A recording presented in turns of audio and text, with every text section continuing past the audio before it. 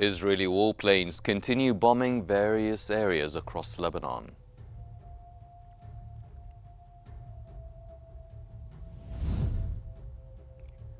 An Israeli strike kills at least 3 journalists and injures several others in southern Lebanon.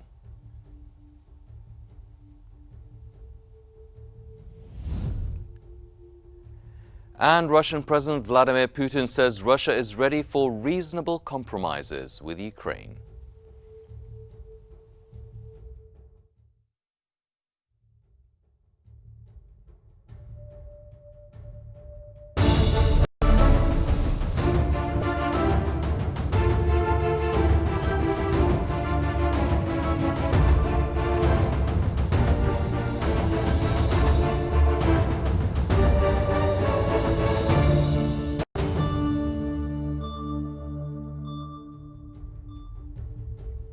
It's past 7:45 p.m. Cairo local time, and you are now watching the news bulletin here on Q News. I'm Hani Saif, and we'll start off with the latest developments in Lebanon.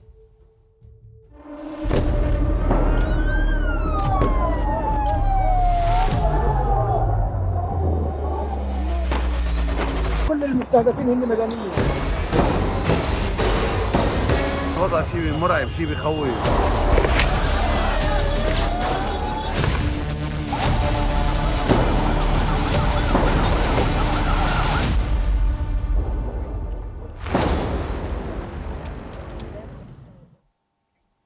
Two people have been killed and at least 20 others have been wounded by Hezbollah rocket barrage on northern Israel. Rockets and interceptor parts hit the town of Majd al-Krum, and ambulance services said several people were evacuated to hospitals in the Galilee region. The Israeli Occupation Army said some 30 rockets were fired from Lebanon towards Israel in that barrage.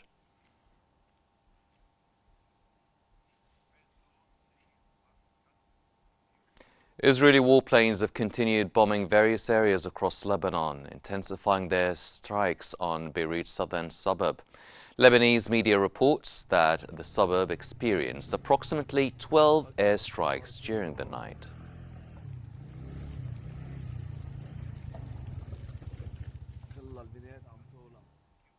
An Israeli strike early this morning has killed at least 3 journalists and injured several others while they were sleeping in guest houses designated for media workers in Hasbaya, southern Lebanon.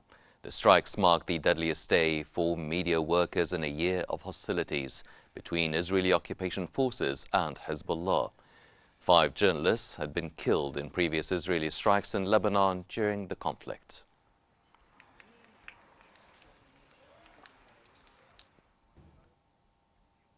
Lebanon's caretaker Prime Minister Najib Mikati has condemned the recent Israeli assault targeting journalists and reporters in Hasbaya, South Lebanon. Mikati described the attack as a chapter in the ongoing war crimes committed by Israel without international deterrence or response. He also stated that he has directed the Ministry of Foreign Affairs and Immigrants to add this latest crime to the documented files of Israeli crimes that will be submitted to the appropriate international authorities.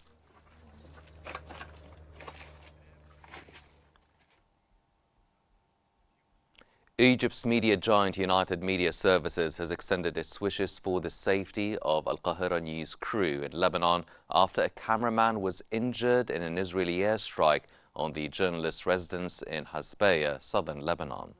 The media company affirmed its ongoing support for Al Qahira News team in Lebanon, Palestine, and conflict zones worldwide, ensuring comprehensive and credible coverage.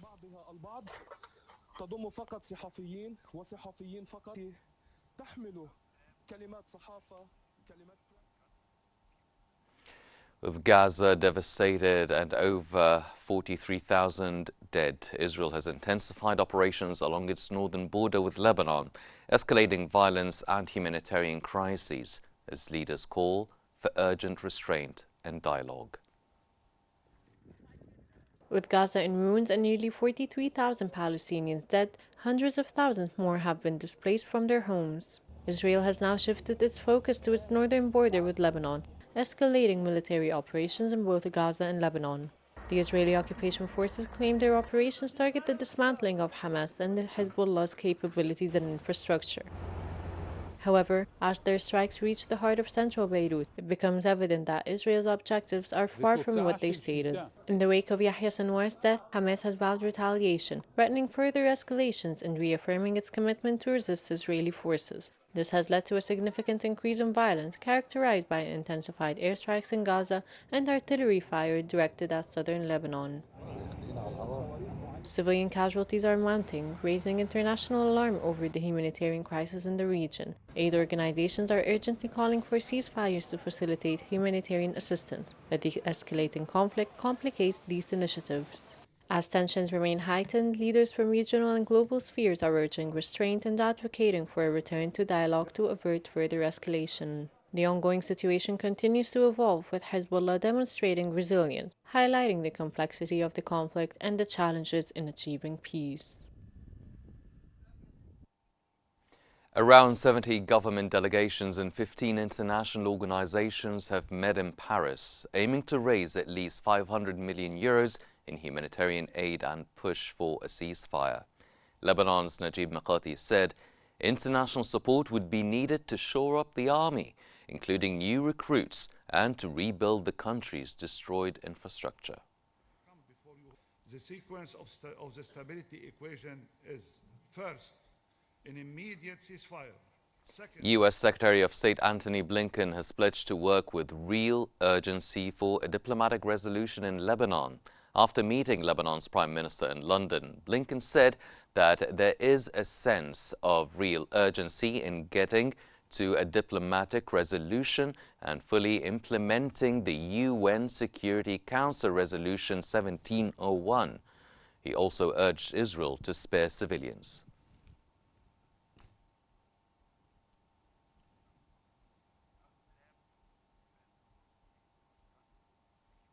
Lebanon's Health Minister Firas Abiad has told a press conference that 55 hospitals have been targeted in Israeli strikes so far. Abiad said 36 of those hospitals had been directly targeted, which has led to 8 closures. Abiad also added that the total number of deaths in the health and hospital sectors so far is 163 martyrs and 272 wounded.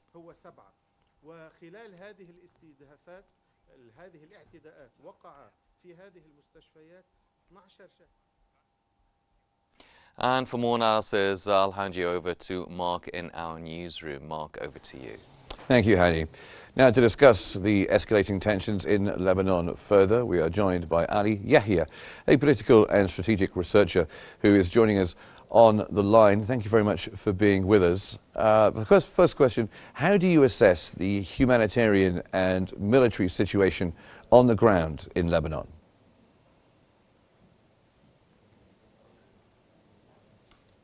Mr. Yahya?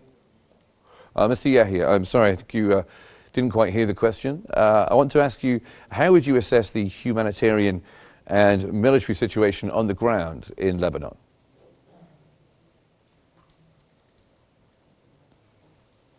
Well, we seem to be having a few problems speaking to Mr. Yahya at the moment, but we'll cross back to you, Hani.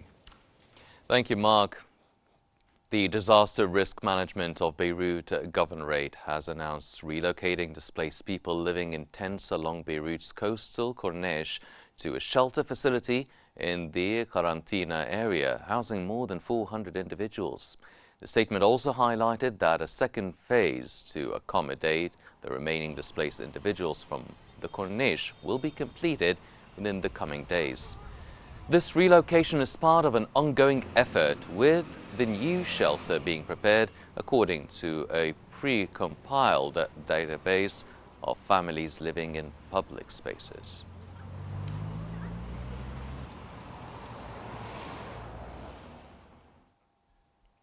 Lebanon's national news agency has announced the closure of the Joycia crossing on the Lebanese-Syrian border after an Israeli airstrike targeted the area.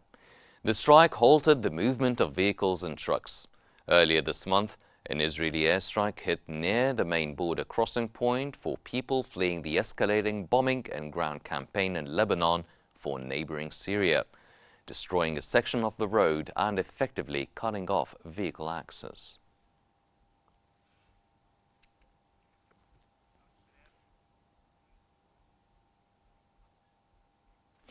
European Union Foreign Policy Chief Josep Borrell has stated that Europe is racing against time to prevent the Lebanon conflict from escalating.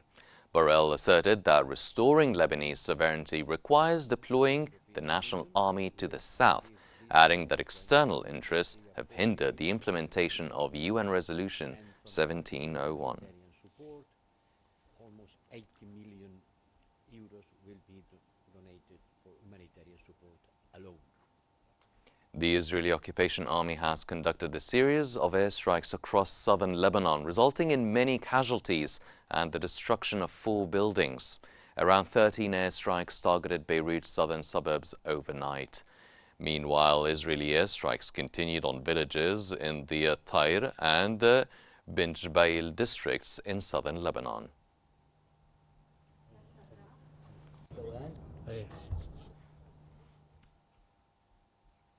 Jordan's Deputy Prime Minister and Minister of Foreign Affairs Ayman Safadi and U.S. Secretary of State Antony Blinken have discussed joint efforts to hold the escalation in the region. During their meeting in London, Safadi and Blinken addressed the urgent need to end the Israeli aggression against Gaza and Lebanon. They emphasized the importance of delivering adequate and sustainable humanitarian aid and implementing UN Security Council Resolution 1701 fully. The talks also focus on the critical need to mitigate the dangerous escalation in the West Bank. A real effort to make sure that people are not harmed, that civilians are not caught up in this cross. And now we'll move over to the newsroom with Mark. Mark, over to you. Yes, thank you, Hani. So we have escalating tensions in Lebanon, and to discuss that further, Ali Yahya, a political and strategic researcher. Thank you for joining us on the Bulletin. Now, what is your assessment of the humanitarian and military situation on the ground in Lebanon? Let's say, first of all, thank you for this invitation. Hezbollah seems to be regaining its balance and showing what it is good at after 3 weeks of assassination.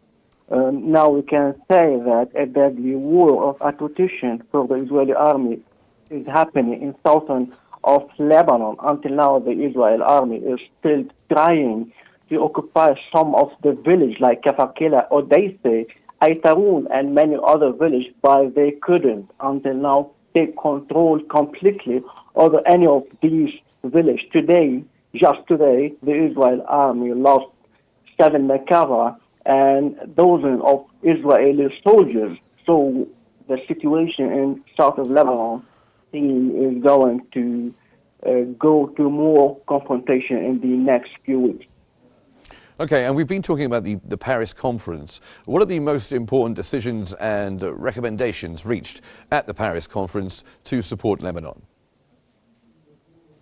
Well, due to the result of the Paris conference, we can say that there was not any call for any political situation. All what was happening there is calling for humanitarian aid, because everyone in Paris know that the key is with the United States, and the United States until now is not allowing any real political situation and to end this war in Lebanon. And how can the outcomes of the Paris conference contribute to improving the humanitarian situation in Lebanon in the short term and, of course, the long term as well? Well, in Lebanon, we have until now 1,200,000 million displaced from south, from Bekaa Valley, and from Dahiya, southern suburbs.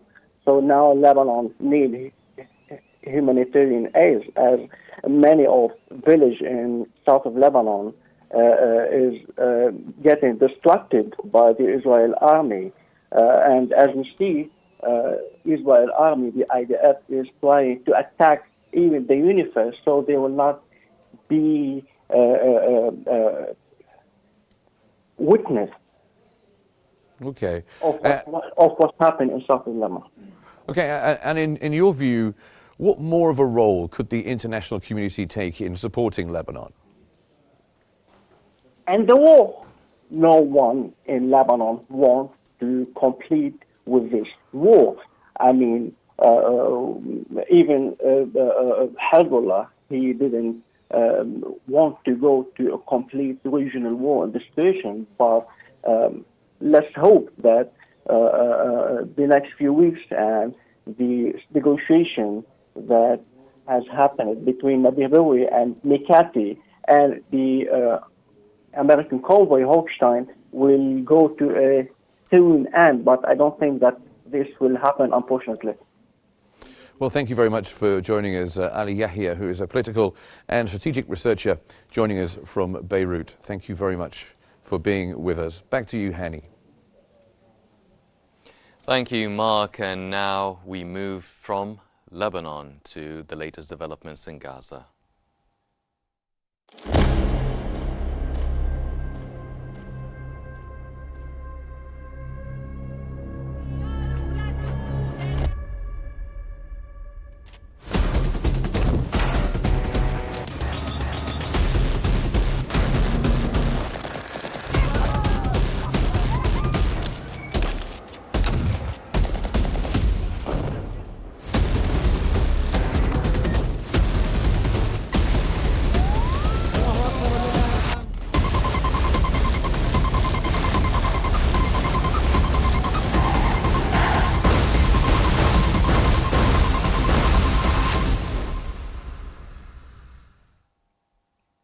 Israeli occupation forces have carried out an airstrike on a residential complex in the Jabalia refugee camp, resulting in the murder and injury of approximately 150 civilians. Israeli airstrikes targeted about 10 homes in Jabalia, northern Gaza, where a siege began 20 days ago.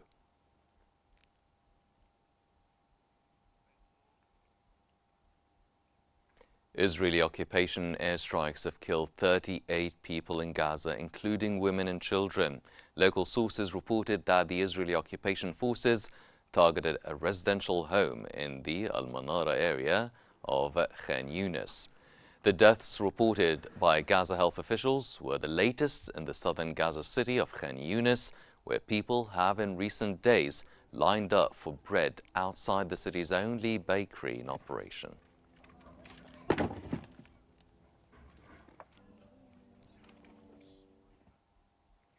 Israeli occupation forces have raided the Kamal Adwan Hospital in Beit Lahiyan, northern Gaza, and ordered patients to move to the main courtyard. More than 150 patients and staff are trapped at the Kamal Adwan Hospital in Beit Lahiya as the Israeli occupation forces besieged the medical facility. The raid came a day after Israeli tanks shelled the compound of the hospital, one of the few remaining functioning medical facilities in the north of the enclave as the Israeli siege entered its third week.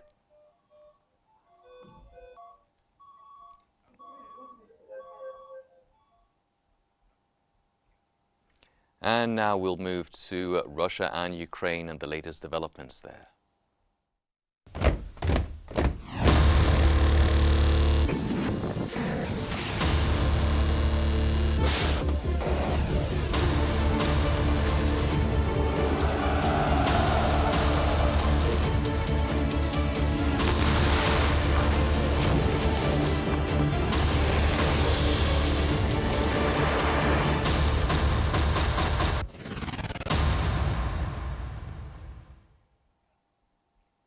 German Chancellor Olaf Scholz has said that he appreciated India's willingness to use its relations with all parties to try and bring about peace in Ukraine. During a joint statement with Indian Prime Minister Narendra Modi in New Delhi, Scholz said that he is pleased that India is willing to use its reliable relations with all parties to contribute to a political solution to the conflict.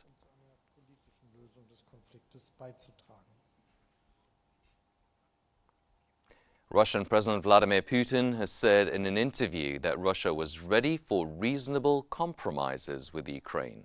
Putin said that Ukraine had already twice rejected Russian ceasefire initiatives relayed via Turkey.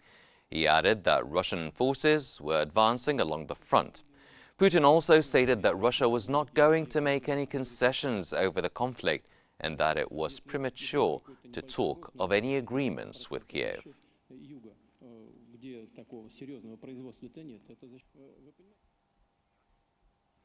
North Korea has said that any move to send its troops to assist Russia in its war in Ukraine would be in line with international law. Ukraine, the United States and other Western allies say they have evidence that Pyongyang has sent thousands of troops to Russia for possible deployment against Ukraine. Previously, both Pyongyang and the Kremlin had dismissed such reports as baseless rumors.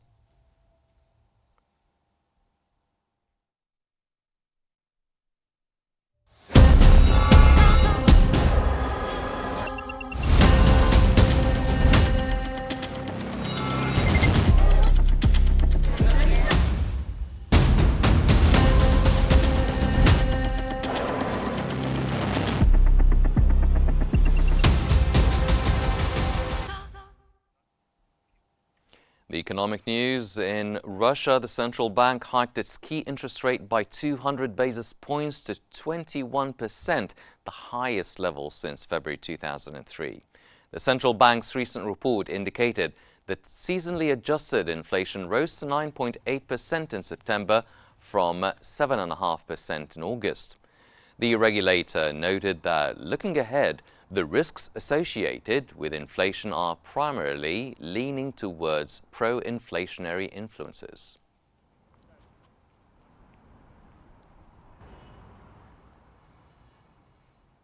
Core inflation in Japan's capital was 1.8% in October for the first time in 5 months.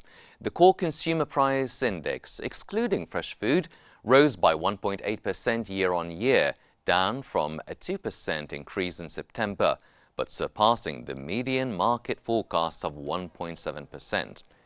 Additionally, services inflation also slowed this month, raising concerns about the Bank of Japan's expectations that rising wages would lead to sustained price increases around its 2% target.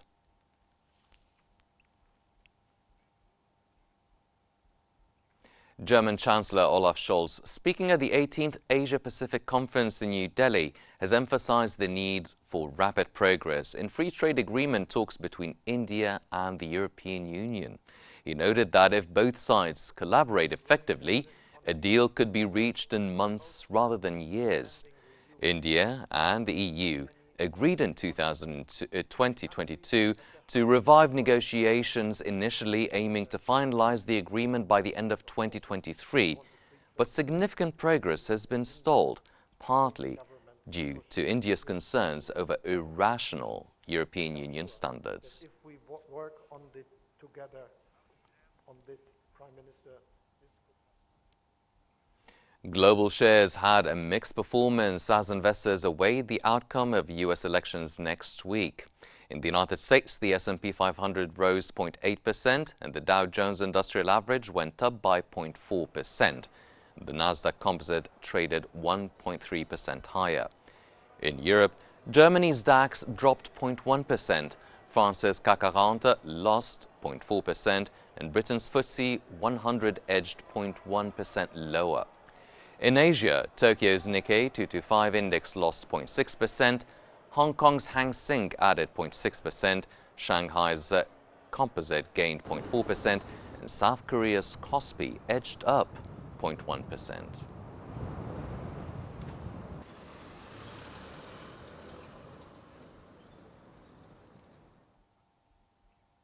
Oil prices edged up and are poised for a weekly gain of almost 3% amid tensions in the Middle East. Brent crude futures climbed 0.94% to $75.08 a barrel. The U.S. West Texas Intermediate crude was up by 0.95% to $70.86 a barrel.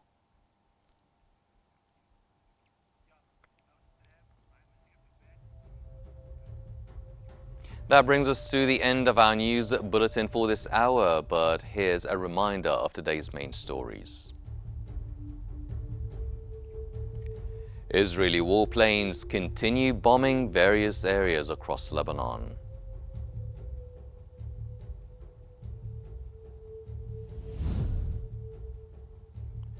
An Israeli strike kills at least 3 journalists and injures several others in southern Lebanon.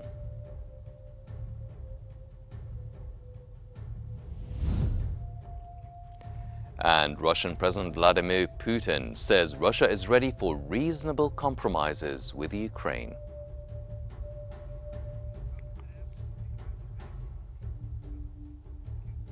These are all the news we have for now, but please don't forget to follow Q News on YouTube, Facebook, X, Instagram and TikTok at QNewsEG to stay informed. And for real-time updates, connect with us on the UMS digital platform.